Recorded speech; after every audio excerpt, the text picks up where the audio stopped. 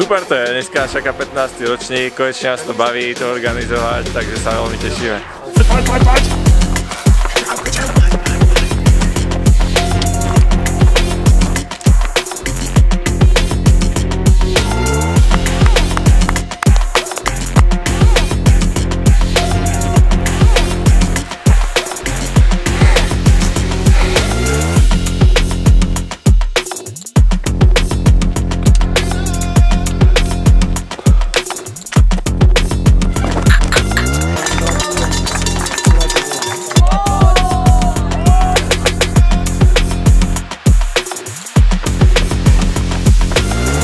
Chlapi, ako sa behalo?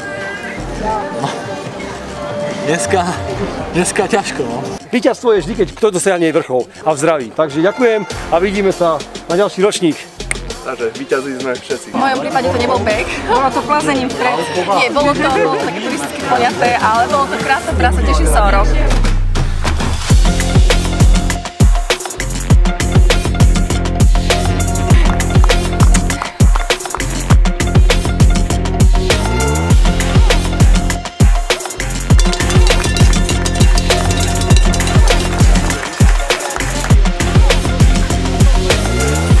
Dobre je to.